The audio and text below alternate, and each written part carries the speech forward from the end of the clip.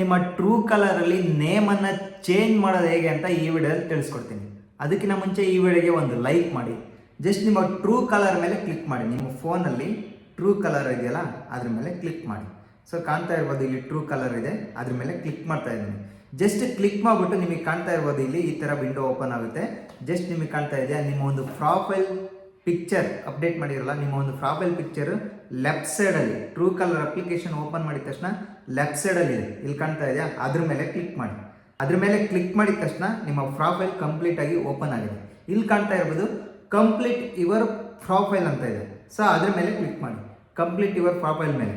So ಅದ್ರ ಮೇಲೆ click ಮಾಡಿದ ತಕ್ಷಣ ನಿಮಗೆ ಕಾಣ್ತಾ ಇರ್ಬೋದು first name, last name and phone number, email I D and address, zip line ಅಂದರೆ ಜಿಪ್ ಕೋಡ್ ಅಂದರೆ ನಿಮ್ಮ ಒಂದು ಪೋಸ್ಟಲ್ ಪಿನ್ ಕೋಡ್, ಕಂಟ್ರಿ.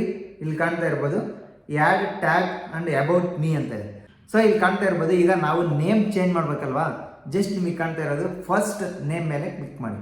ಇಲ್ಲಿ ಕಾಣ್ತಾ ಇದೆ ಫಸ್ಟ್ ನೇಮ್ ಮೇಲೆ ಕ್ಲಿಕ್ ಮಾಡಿದ್ದೀನಿ.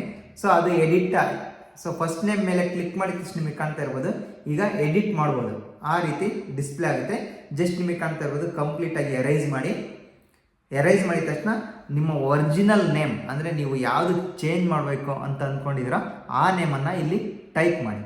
ಈಗ ಕಾಣ್ತಾ ಇರ್ಬೋದು ನಾನು ಈಗ ಟೈಪ್ ಮಾಡ್ತಾ ಇದ್ದೀನಿ. ಜಸ್ಟ್ ಈಗ ನೇಮನ್ನು ಟೈಪ್ ಮಾಡಿದೆ.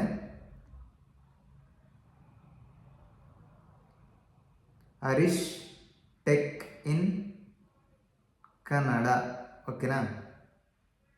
ಸೊ ನೇಮ್ ಕಂಪ್ಲೀಟ್ ಆಗಿ ಟೈಪ್ ಮಾಡಿದ್ದೀನಿ. ಸೊ ಈಗ ಕಾಣ್ತಾ ಇರ್ಬೋದು ಕೆಳಗಡೆ ಸ್ಕ್ರೋಲ್ ಮಾಡ್ತಾ ಹೋಗಿ, ಸೊ ಸೇವ್ ಆಪ್ಷನ್ ಇಲ್ಲಿ ಕೆಳಗಡೆ ಕಾಣ್ತಾ ಇದೆಯಾ, ಸೇವ್ ಮೇಲೆ ಕ್ಲಿಕ್ ಮಾಡಿ.